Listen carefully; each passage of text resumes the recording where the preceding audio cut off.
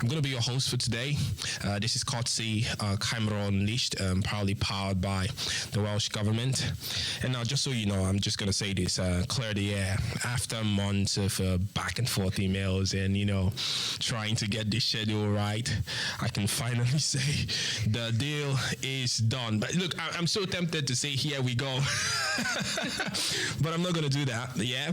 Let me introduce you to someone that is very special, very passionate, has purpose, and has got like loads and loads of great stuff to talk about. Progress in Welsh football as well. She's very, very, aligned with that. Ladies and gentlemen, she's the Public Affairs Executive at the Football Association, FAW Wales, a part-time referee, a community champion, if I like to call you that, and an advocate for girls and women in sport. Ladies and gentlemen, Saffron Rennison. Did I pronounce that correctly? Yes, you did. Oh my God, a round of applause for me, first of all. How are you, first of all? I'm great, thank you. How are you feeling? For me. Oh, I'm really excited. Amazing. I'm excited to be here. Yeah. I know. I mean, when it comes to interview, not so many people like to get interviewed, but I'm sure you're used to this. Hey, it's an experience. It's an opportunity to tell my story, so yeah. I'm all for it. Yeah.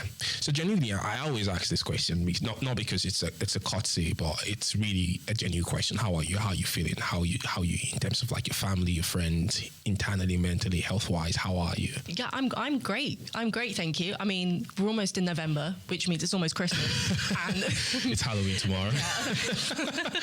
Yeah, so I'm really good, thank you. Family's all great. Yeah. Life's going pretty good. Amazing. Aston Villa are doing well. So wow. Yeah. You had to bring that in. Yeah, I did. Fabulous. Fantastic. A round of applause. Let's get started from the beginning. You studied international politics at Aberystwyth.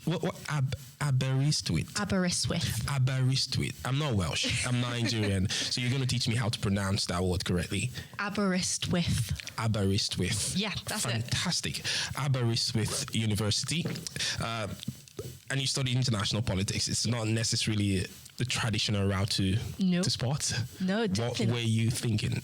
So I didn't think I'd end up with a job in sport. Oh, amazing! That was going to be my next question. Well, go on. Yeah. So I took international politics. So both my parents are police officers or former police officers, and I wanted maybe a job in policing or like counter-terrorism kind of stuff. So doing that degree kept a lot of doors open for me. Yeah. No way did I have an intention of working in sport. Wow. I just played football on the side for the fun. So yeah, international politics, ABBA Uni. And it was only actually in my final year at uni that I was put on a trajectory to end up working for the FAW. Okay. Yeah, so for me, it just kept a lot of doors open. And actually, how it works out now is that working in my role in public affairs, having a degree in politics works quite well hand in hand with that. So I'm actually getting to utilise some of my skills that I've learned from the degree in my current role. Amazing. And I see all the passion and drive you have towards championing women and girls in sports. And, in sports in general in Wales, you have that drive and passion. How did you discover that? Did you find that out in the process of getting into the FAW, or it's because it's political, international politics you study, that it's there like a process to that, or did you just wake up and start feeling that way? I've always had that drive and passion. So I've played football since I was like 8. And growing up, like in school, playing football is mainly boys' football team. And I remember it's like a sports event where you had the football matches going on. Yeah. And I was one of the only girls that rocked up to play for kind of like my team. And the teachers told me that I couldn't play because like it is boys only. And I probably had more experience than most of the boys on the pitch. Yeah.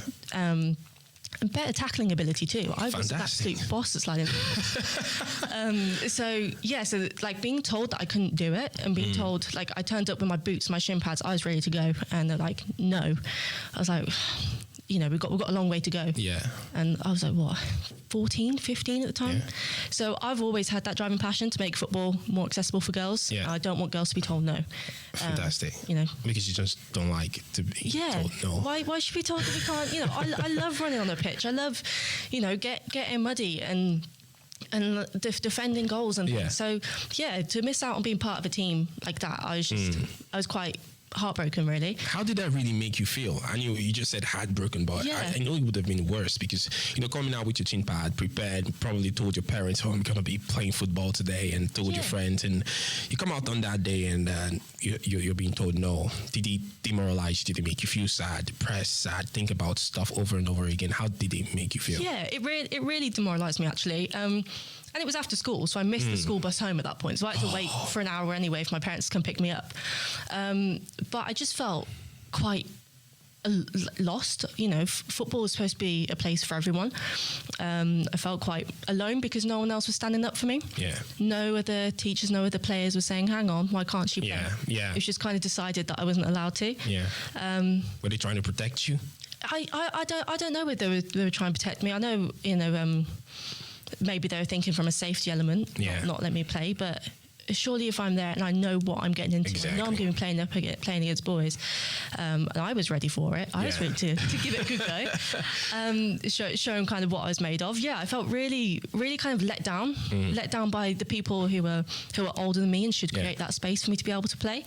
It was just it was a tough lesson to learn. Yeah, and that just fueled. I was like, right, I'm not having this. I don't, and the fact that it sometimes still happens to girls now because there's not enough players or not enough young girls that want to make up a team. Yeah. What about the girls that do want to play football? We've got to be able to have some space for them to be able to channel their drive and passion. So that fueled me even more, and it's given me the drive, and that drive is still going. That passion's still going. Like 10 years later, I'm still driven to make it a more accessible place. Amazing. Let's say that's the start. That was the start of your journey. What were the next steps for you? What actions did you take? Did you say, okay, fine, you said no to me, I'm going to work and I'm going to prove all of you wrong, I'm going to make sure I do what I want and prove everyone wrong?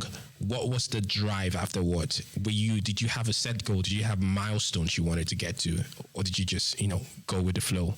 Well, I think at the time there wasn't much that I could do about it, kind of like in school. If there wasn't a team for me, I know the year groups were kind of put together to make up a girls' team. There's about 3 or 4 year groups banded together just to have enough girls to play football. So at the time, unfortunately, that's all I could deal with in school. But outside of school, I just carried on playing football for my teams. If my team folded, I'd find another team, carry on playing for them. It didn't stop me from playing football, but at the time I didn't really have many options really, but it's only now that I'm older and I'm in a position to be able to do something for young girls that I'm really in a position to make football a better environment for them. Amazing. And they've been doing a great job. I must say you've been doing fantastic.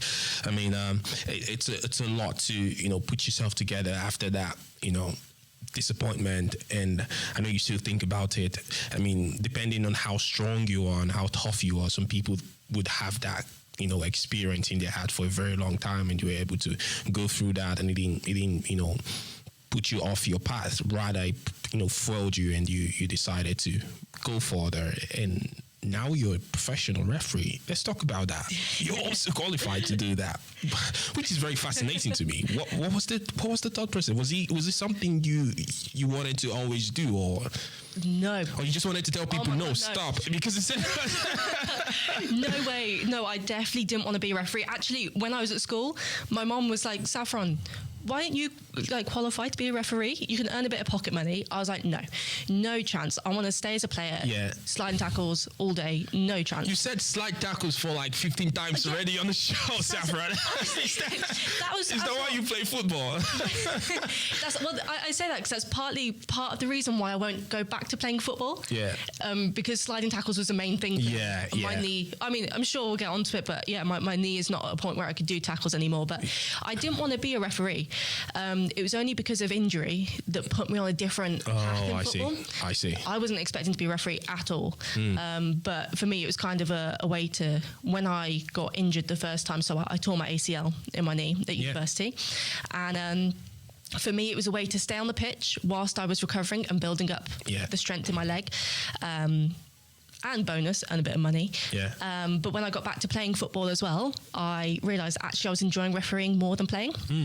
So then I stuck with it. Can I ask why? Because of the audacity and So I think I lost a fair bit of confidence with playing. With my knee being, maybe having gone through an injury, ACL. I took 12 months out. Lost that kind of confidence to play like how I used to play for a good 10, 12 years before that. So I just started building my confidence in a different way by refereeing. It was, I don't like shouting at people. I'm not confrontational at all.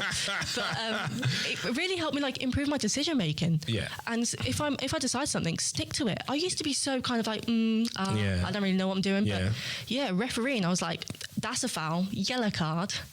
So it really helped improve my own personal skills. What's that one memorable experience you can never forget as a referee? Oh, what is it like misjudge something, Yeah, so the first card I actually ever gave out, a yellow card, as I went to pull it out of my pocket, I dropped it. And so I lifted up my hand, but there was nothing in my hand. And this was a men's university game. Oh, okay. And all the lads were just like, my God, laughing at me. And it was really hard to then be like, yellow cards for everyone for laughing, Yeah, so then it was kind of like, that's embarrassing, but crack on. Crack on. Yeah. But it's something I was going to ask you next, because as a female referee, as a woman in that field, you get to referee women and men, and your career will let you do that. What's the progress like for women in the industry? So recently, in terms of refereeing, we're in the FAW. We have developed a referee Adram Academy, which is for women and girls who are interested in refereeing. They can come along to practical sessions, taster sessions, and it's sort of a support system to help develop them referees through their journey. And in the Adram Academy, girls who are looking to progress in refereeing get paired with a mentor. So, for example, my mentor is Cheryl Foster, because I myself am in this academy, having recently started again. And then it just creates a support system so girls feel more confident to get out on the pitch. Because what we find is that quite a lot of girls do the course and learn to become a referee. But it's actually getting that first game and getting out onto the pitch.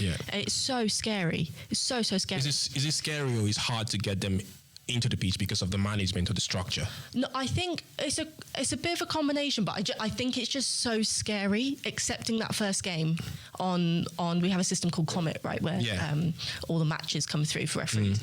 And accepting that first game and then turning up is just so intimidating. My first match as a referee, I was refereing under 16s and I was 21 at the time. So I'm older than all these girls on the pitch. And I was absolutely terrified. Ooh. Now, I didn't have... One of the managers was someone that also coached my team that I played for. And if I didn't have him there at the time, I think after that game, I could have so easily given up. Really? Tell me about that. Yeah. I think I was just so not sure of myself. Like, I knew the laws of the game. I played football at this point for 11 years, so it's not as though I didn't have experience in being on the pitch, but I was just second guessing myself. I wasn't blowing the whistle hard enough. I was picking up myself on every little thing that went wrong during the match. And during half time, this manager came into me and he spoke to me at half time. His name's Kevin Jenkins. Unfortunately, he's no longer with us, but he told me, he was like, look, you're doing a great job. Keep your chin up. Just go back out there, do the second half, and that's your first game done. And once you've done your first game, you'll do the next game and next game after that. And he was right in saying that the more games I'd do, the more comfortable I'd feel. But if I didn't have him supporting me, I think after that, after the whistle blew at the end of the match, I would have been like, right, I don't think this is for me. I don't think I want to do this anymore. But he was kind of like he was a supporter cheering me on. And refereeing could be so isolating in that you don't necessarily have fans like teams do. Teams have fans. Now that part of the girl comes in. Spice Girl referee. Like, so have someone supporting you. Massive in terms of personal. I don't even think I'll support a referee. Like, go ask for a referee's autograph after sending Liam Delap out of the game. No, people just don't do it. Referees get so much stick. So I think the purpose of the Adran Academy, coming back around to the Adran Academy here, that having that support, having people that turn up to your first match. So we turn up to girls' first games, and mentors do as well, to show them, like, we're here to support you. You're not in this alone.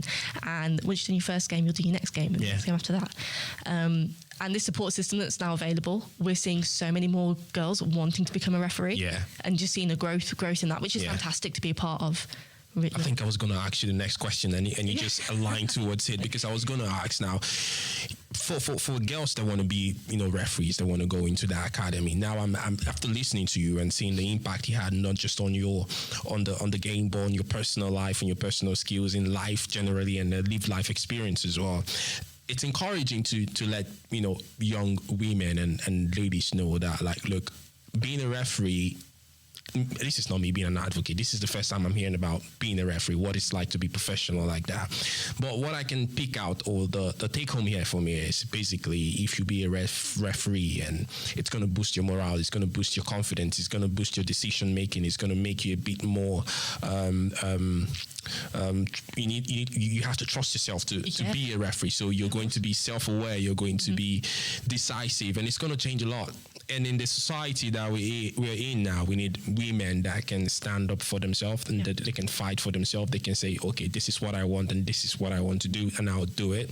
And so I don't know if there's any way to encourage girls and more women to join the referee academy. I mean, this is a shout out to everyone that is working towards that, to just go for it. Yeah, go for it. 100% go for it. You don't know unless you try. Yeah, and you've got supporters. We're going to be your biggest fans. In the Adrian Academy, we just want girls to enjoy themselves. So, I tell people, you don't know unless you try. At the end of the day, if you don't like it, that's okay. But the things you can learn from it and the skills that you teach yourself, my personal development has absolutely shot through the roof from refereeing. I'm so much more confident now than I was before I started refereeing. Amazing. I have so many ways to dive into that conversation, but I'm not going to do it because I don't want to stay here for the next 4 or 5 hours, because it's really interesting to find this out. It's almost like being police. You'll be aware of yourself. You have to be disciplined. You have to show good example. You know what I mean? But let's talk Cymru Unleashed now for a while. Cymru Unleashed, a fantastic initiative designed to, support and showcase, women in sports and football in general. From your perspective, how valuable is this kind of project for the community and women in general? Which project was that, sorry? Cymru Unleashed. Oh, Cymru Unleashed. Well, I think, that's such a pivotal project. Yeah. It's the impact that it'll have on communities, showcasing stories and hearing what people are going through. I think really builds connections. And if I see something on social media and can relate to it, I feel so much more driven to want to do something about it. And I think there's so many people, for example, in sport, who have their own isolated experiences and aren't maybe necessarily aware of some of the things other people go through. And I think Cymru Unleashed is a fantastic platform to showcase that you're not alone, showcase that there are so many stories out there. Exactly. And there's people for you to reach out and talk to. And the network that Cymru Unleashed creates, it's like a family at the end of the day. I know there's a lot of work going on with the FAW, with the Welsh government as well. But do you think do you think women are being spotlighted enough, especially in Wales? Do you think, we are there at that stage where we can say we are proudly spotlighting and encouraging and supporting women in sports, especially in football? Do you think we're there? Yeah, I 100% do. I definitely think women in football is getting a lot more attention than it was previously. I think, female sports in general is getting a lot more support and audience in terms of, let's drive women's sport forward. Let's give it the audiences that it deserves. Let's give it the investment, the funding to help grow women's sport. And definitely football in particular. We've seen Jess Fishlock. She played her last fixture last weekend against Australia. So, and the turnout to support Jess and everything she's achieved, that was a celebration of where we are today in terms of women's football. I think we've got a long way to go, especially with women of colour. I think we need more of a spotlight in terms of diversity. There's not a lot of voices sort of at the elite level for minority group. Minority groups. So I think in terms of gender parity, we're definitely getting there, but I think more definitely needs to be done in terms of voices that maybe aren't necessarily heard or maybe quieter. So. Do you know, I believe in this saying that whatever you want to do, your passion and whatever you want to chase, something has to fuel you, something has to motivate you. And hearing your story about how you started and wanted to play and you were told no, and that made you, I don't want to use the word angry, but you just pushed yourself and stuff like that. I know your story now. I know your motivation. If there's a 15-year-old girl out there listening to this podcast right now, thinking about, starting something, wanting to chase the dream, wanting to go into the future and just dream and just want to be who she wants to be. Yeah. Watching you, seeing your success story, looking at your pathway and all of that.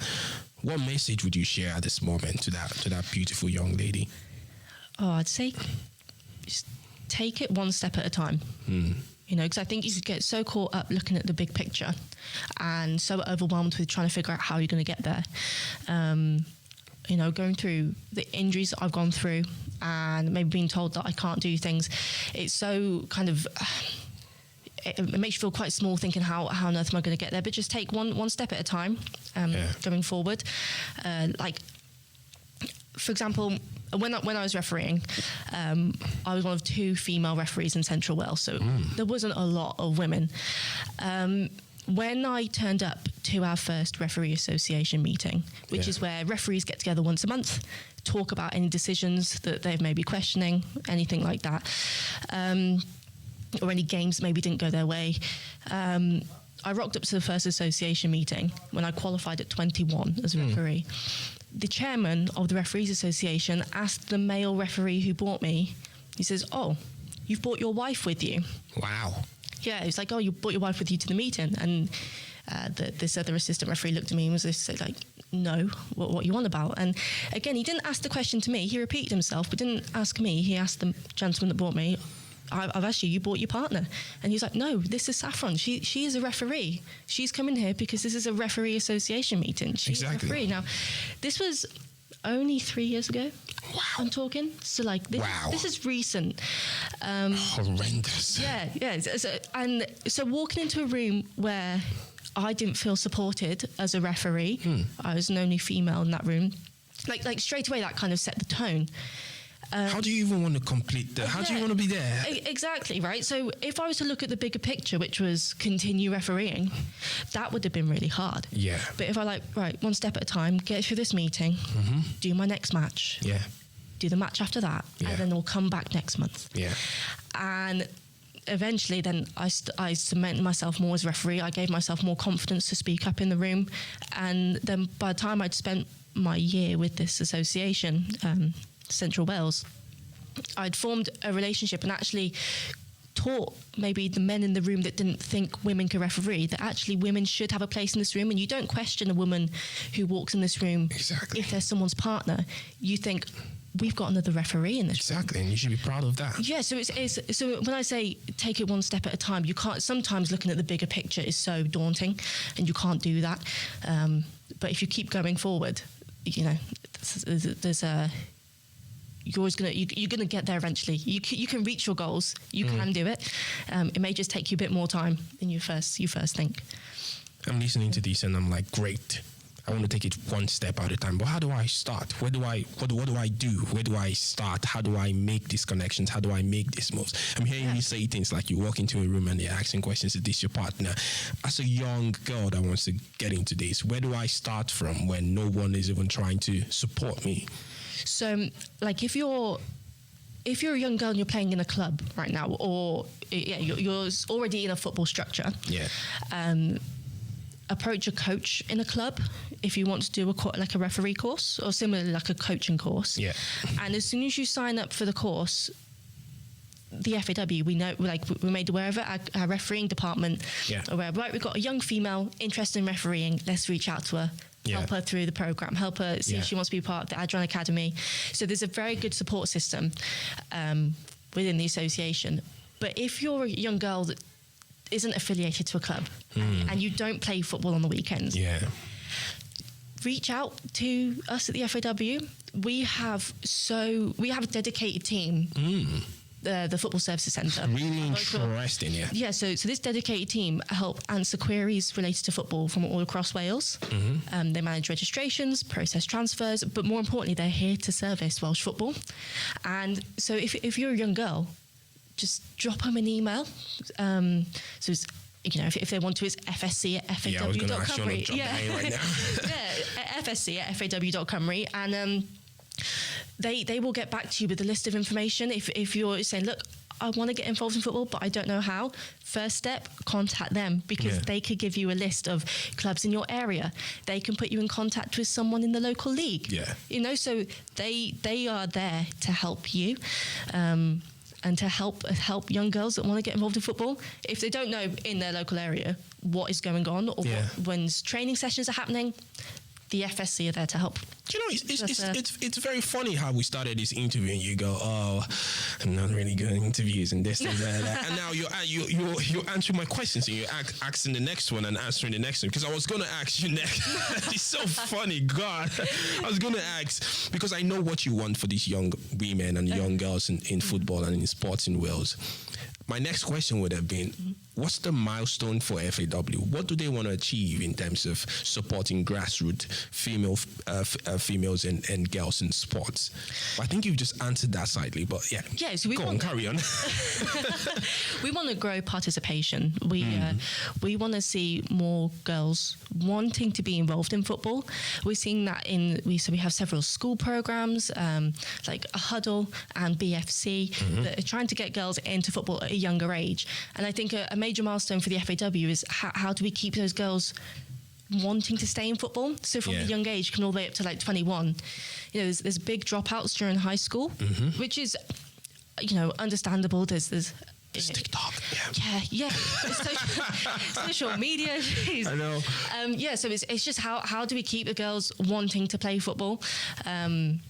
You know, like I think it was yesterday actually, Rhian Wilkinson, the national team manager, she was at a local football club doing a taster session for girls. And so it's trying to show girls that, you know, you could attend a taster session with the national team manager and meet her and hear cool stories and have a kickabout. And it's, you know, providing exciting opportunities like that and keeping young girls engaged with football. Not as in just like join a club, play, that's it. We want to support girls in growing through football, and just making it accessible and available to all girls, no matter what age, where you are, like where you come from. We just want you to be able to feel like you have a place in football. Amazing.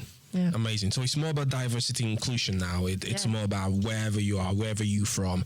As long as you're a girl, a lady, and you love to play football and you want to be part of this, you can be part of it as long as you want to. FAW, I was going to say we are here to support, but I feel like they're here to support. They're here to support you in any way, any form, and I'm so excited to have you on the podcast. It's been an exciting episode, to be honest. I never expected it to go this smoothly. You've answered every question brilliantly. You've given us the fair share of what it feels like to be a referee, and I'm thinking about being a referee so I can tell people no. Actually, that's why I want to be, so I can say no.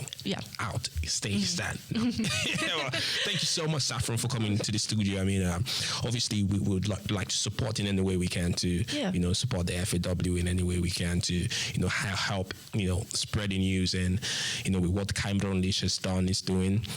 We want to say a very big thank you for collaborating and doing this great stuff. You know, is there anything you want to shout out there? Any information you want to drop out there for people to know? Oh my God, there's so much information I just want to give to you, but I don't want to take up too much more of your time. Go on. Okay, so we have like the different mentoring schemes. So I just wanted to tell you a bit more about how I got into the association. With football and sports being as a job, not being like my main focus, I thought I was going to go into policing and that. There was a program launched called the Be Football Mentoring Program for women and girls, and I started on this journey. I signed up to it, and essentially you get partnered with a mentor, someone that either works in the association or works in the sporting industry. And what they do is, over the course of about 10 months, they give you opportunity to experience what it's like working in that sporting industry. So like my mentor invited me to football matches, and she took me on camps. So I went and watched, I think, a Wales camp against England, I think under 16s, just seeing sort of like what day-to-day operations are like. And at the end of that program, that's how I ended up getting my job at the FAW. Wow. So my involvement in the 10 months and attending different matches or different camps and being engaged with the mentoring program saw me moving from Birmingham to Cardiff in like January 2022. And now, as of this year, we've now launched the PALB mentoring program, which is specifically tailored for people from ethnic minorities. Okay. So the B football mentoring is tailored for women and girls. Okay. And the PALB mentoring program is for anyone from an ethnic minority. And we've just seen the conclusion of the first cohort for that, and some of the stories that have come out of it and the connections and the network. It's about growing the network and creating the opportunities for people to get into football. Yeah. I feel as though application processes nowadays, sometimes it's so hard to get down on paper what it is that you can actually deliver for an association. So these programs is a great way to get your foot in the door and experience what it's like to work within the footballing industry. Yeah. Like from the first cohort that I was a part of back in 2022, about out of the 12 girls that started it, 6 of the women now have a full-time job within the FAW. That's brilliant. That's a good progression strategy. Yes, we're continuing that year on year and seeing the growth and seeing more women and girls joining the association off the back of that program, essentially. And it's just, we want to help people be a part of the association. Yeah. We want to invite you in, experience new things, learn what it's like to develop new skills. And I think those programs are a great way to kind of how's the easiest way to get involved? Do we just go on the website to search for these things? Is it on the FAW website? Yeah. How do we get so on the FAW website, we have sort of access to like different news stories and articles and updates in terms of like the mentoring program. Essentially, I think the applications normally come out in January. So they're year-long programs starting in like February time and finishing in December. Great. So in terms of in January, the applications will get posted, kind of, want to be part of the mentoring program, sign up here, and you just have to fill out a short form. So keep an eye on our socials, on FAW socials. And that's sort of how then you can apply and get involved. Amazing. Yeah, it's quite a straightforward process once you see the ad, kind of thing. Yeah. I mean, we could only take on a certain number, obviously, each year, but I would definitely recommend it to anyone wanting to work in football. Anyone. Great. That's really thoughtful of you to share that, because I'm sure a lot of people will want that. Some people want to get into football, but they don't know how. They don't know how to get started. I've always wanted to be a footballer all my life, but I think I'm too old for it now. That's not an excuse, but yeah. Hey, we have vets football teams, if you. Oh, really? And over 50s football teams. Oh, no, up to 50, Saffron. Come on. Anyway, thank you so much for being on the podcast. Thank you very much. Definitely, we need to catch up more often. You can come down if you have any new stories, if you have any new thing you want to share, we can always catch up and share. Thank you so much, Saffron. Thank you for having me. Thank you guys for listening. Don't forget, you can be a part of this wherever you want to, however you want to. It's live, it's streaming everywhere. Just head onto YouTube, Cymru Unleashed on the YouTube page, and just click play and subscribe, and that's all. Thank you very much. Thank you. Thank you. Wow. Oh.